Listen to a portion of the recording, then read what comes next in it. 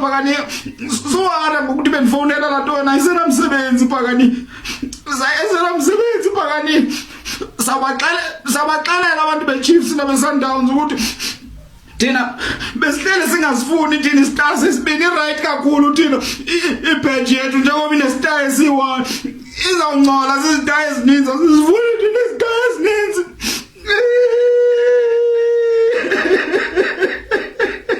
Hayi ngiyathi ukuthi sidliwe kuma penalty ne mara bengicela banginike lo mjida lo ngiyamcela ngicela banginike yena nje just for 10 minutes kuphela isikhathi lesithe kho into lengifuna kuyikhuluma naye bafethu. Hayi bafethu ngeke yabona nje normally ngabe ngiyayidalapha iPirates ngabe ngiyasilendarisha into ongayazi la kodwa igame ngiyibukile ngayibona indlela adidlala ngayo bekadilwa ngayo. Hayi bafethu nidlalile I won't take that away from nina nidlale kakhulu awona namhlanje. Hayi ngiyakhombisa ukuthi when your backs are against the wall uthi nenze njani and hayi bese ngimincile ukuthi unini phela ngibhejenge inwele zami earlier yo cishe konakala.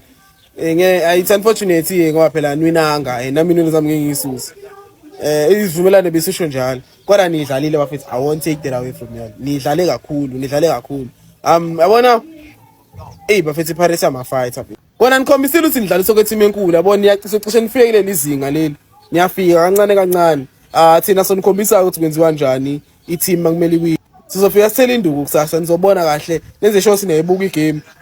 Normally ngabe ngiyadalapha kodwa manje ngiyabona ukuthi hayi udalapha ukuyodalapha plan mhlawumbe ngizomdalapha mhlawumbe kusasa ngazi sazobona kodwa kwamanje nje zonipraise ukuthi nidlale kakhulu bafana hayi indaba okudlala kuyikona nje ukuthi angenifike kuleli izinga leli yabo. Hayi bafethu mina mangingalindana nani niye kunehlisa ulanga shothi ama video ngizokwenza bafethu sino coach mubuka le line up nje ubuthi nje mina bengesho ukuthi hayi babuya bafana kwathi ngisho sebenza u10 wenza iplan yabuya no2 goals. Hayi fuck phela ama penalty gambling bafethu ngeke ulokuthi iphutha la coach ngaphandle ke vele mina uDK mewuthi kanjani manje sicela uNduli bambuyisela kweStellenbosch mase simthenga ngamabhiliyoni ngoba angeke bona apolice sicela ukumthenga kabusha ngamabhiliyoni kwazi phela. We are so blessed yabona nje bafethu ukuthi wena uxekana nocoach mina ayikho into engizokusiza ngayo ngoba phela uphambene yabo ayikho into esizokwenzela yona. What a performance. Hayi machitsa hayi bafana hayi pain ngobuye ngizwe.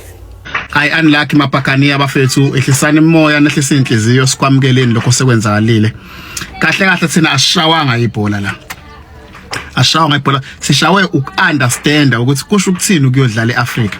Mina ngiyakhumbula kuswela kudala bafana isashisa uMcfish wazi walimala ebusweni siyodlala eCongo babe sihlukumeza eCongo. Labantu abadlali football bayayazi le game yokuprovokana labantu bayayazi kahle nje igame yokuprovokana egroundini badlala yona.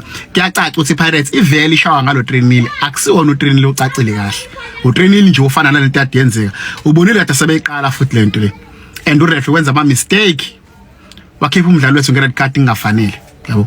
Labantu bayayazi igame yabo nje le fethu yona into abayidlalayo kahle bakucanda ngayo ibhola bathi sidlala lokho sakhombisa ukuthi labantu kwangafanele vele basidle ngo3-0 from the start but unfortunately the luck was not on our side. Bafethu abafana sithathe nje lose positively singamgxeki futhi kakhulu coach bafethu asamukeleni nje siqhubekeni sifocuseni kwileague nakwamanye ama cup. Hayi kabi bafethu abafana bafethu basikhombisile ukuthi asikwazi ukuthi ngaloko sigxeka sipointa lapha bakwenze konke including ngisho yena uMbothuma lo nje begeda ibhola asikwazi ukuthi singamgxeka ngoba egamini ushayile nqa sehlisana imemoya nje bafethu siyabonga isupport even ngisho neKaizer Chiefs supportile akhombisa ukuthi asiseke but asidluleni lapho bafethu sifocuseni ngokunye hayi kabi. No le video lena akusiyona yokugxeka iOrlando Pirates bafethu uma uyibukile igame idlalile iPirates up until the last minute baqora yezwa bawutholile lo 3-0 abebewufuna iPirates they fought bawuthola u3-0. Inkinga yami la yaya kuma penalty game bafethu ukeeper wePirates ngeke ngimusho ngegama keeper ngicela investigate ngeke ngicela investigate lo keeper wePirates Sipho ngeke khehle woza kumele sixoxe nawe even ne body language yakhe mfethu ubumbone ehamba kusami uyambona nje ukuthi angazi bekwenzakalani mhlawumbe istrategy sakhe or what but no ovimbanga ngisho ipenalty eyi1 iteam need the most bafethu ngeke mina ngithi lo keeper uyavimba ngiyamazi Sipho top tier goalkeeper eSouth Africa if not number 1 but lento eyenze namhlanje kumele kukhulunywe ngawe kumele sikhulume ngayo Sipho kwenzakaleni khehle hayi asikhulume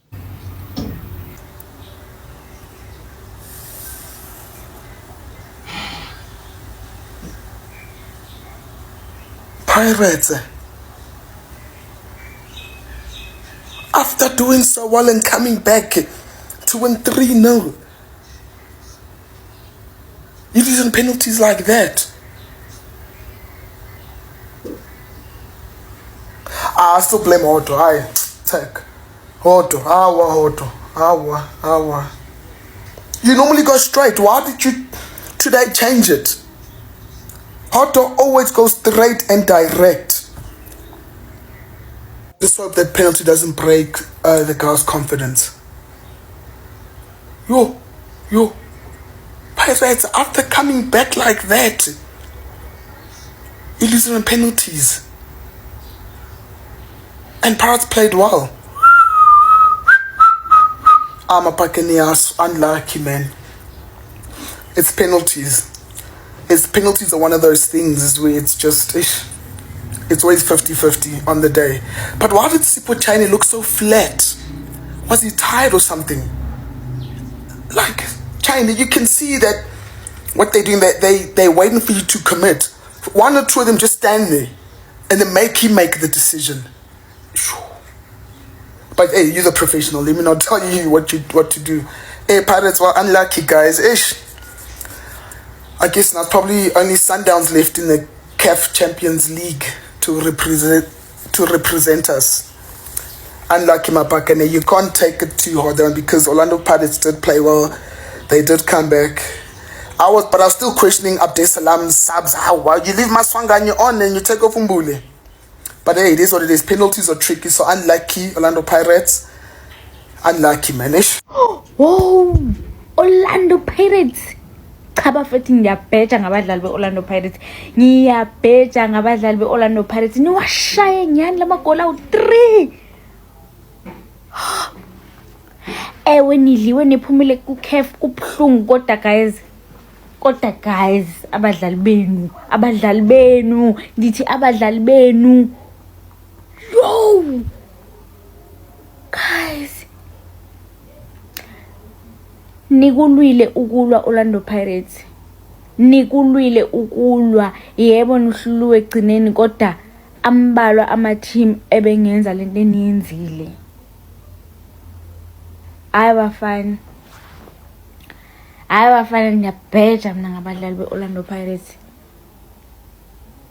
Oh guys, ukhona isikhathi benokundina nina balandeli ningacule egroundini nithule ningabaniki nje umdlandla abafana bafethu bayidinga support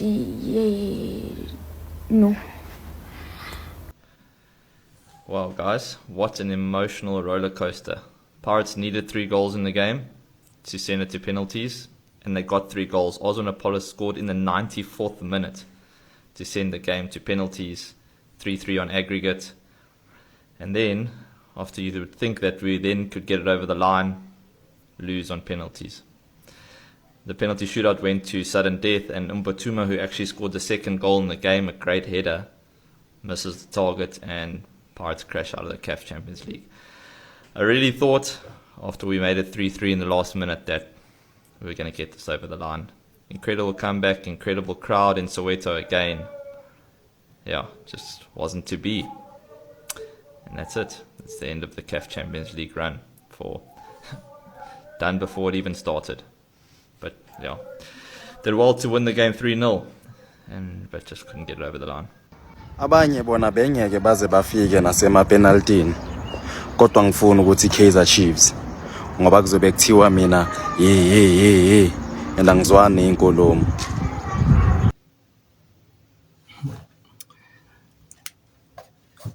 That's it for ivideo yanamhlanje bafethu.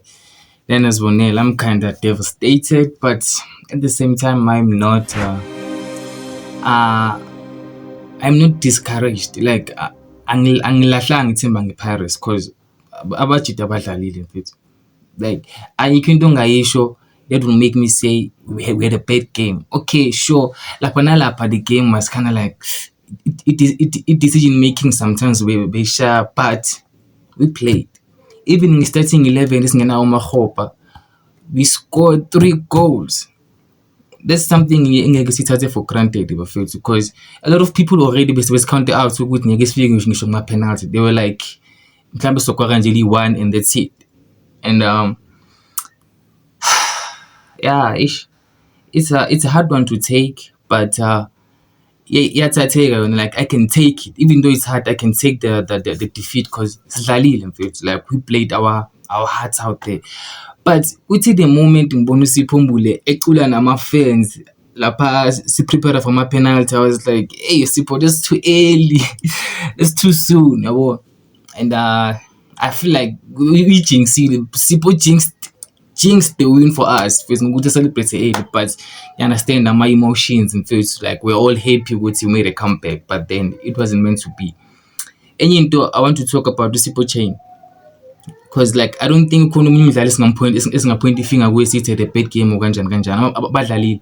But anything ngosipho chain singasho ukuthi we needed Sipho chain kuma penalties the most, because throughout the game kade engenzi lutho.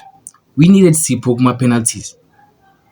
If Sipho showed up my penalties, ngabe singama group stages right now. Okay, he didn't show up, but at the same time, it's kind of understandable ukuthi why engashow up my penalties. Because most of the time, like PSL, like it's easy to have him ama penalty PSL because ama player khona yawazi, and Pirates can do research ngala ama player lawo easily. You can see ukuthi the last penalty, but mhlawumbe omunye wayithatha ngaka left or right. Like it's easy to collect data from South African players. You know, because udlala nabo and nama videos abo agcwele out there, like we can study them. Ama players eKongo, it's not easy for a team ukuthi so study and see ukuthi bona bawathatha kanjani ama penalties. That's why Sipho looked flat. I always say ukuthi what makes Sipho good in my penalties, it has to be a coaching staff field, because they play a crucial role, dog, when it comes to my penalties. Because when they research and they see ukuthi I'm an opponent ukuthi awathatha kanjani ama penalties. But this time around, I guess we didn't have enough information or intel nge so it was hard for Sipho ukuthi awavime ama penalties. But engizovala ngakho nje ukuthi right now that we are out of the Champions League, even though it hurts, ucoach akana choice ukuthi adeliver ileague asinike iKaling asinike neNedbank. Akana choice, bra. That's the only thing we can accept to compensate for us crashing out so early in the Champions League. You have to win us the league, the Kaling, the Nedbank. We need those things, though. We need them. As in like yesterday, yabo. And that's it for the video. But first, thank you for watching. And I realized I can only ask you guys into A1 at a time. So I'm no longer asking you guys to subscribe, but I can only ask you guys to go my ads. Like, please just, even though you understand to be a video come we add, but please guys, like we add the. I know it's hard. In fact, I watch YouTube, but please just try, bro. Like that's the only way we get paid. And make game access I Chiefs ne Simba. A part of me wants Chiefs to lose, and a part of me wants Chiefs to succeed. Why I want them to succeed? Semi-final. Like it's hard to balance both league and a curve. So with them going all the way to curve, they will sacrifice the league. Meaning Chiefs might drop a league in maybe leg 8, and we figure like my semi-final a confetti but keep. Meaning they won't even qualify for next year Champions League confetti. I don't even know what to engage on in this sense. I'm just saying I want them to be humble all the way so they can play bad in the league. Because me na Injabulami is from watching Chiefs not being above us. I hate watching Chiefs being a pace way. In fact, it's not a good sight. But there are some cool but thank you for watching, and I'm going to give me a Chiefs Simba. Thank you for subscribers, people who watch my ads, and bafethu ngiyabonga nje ngayo yonke into.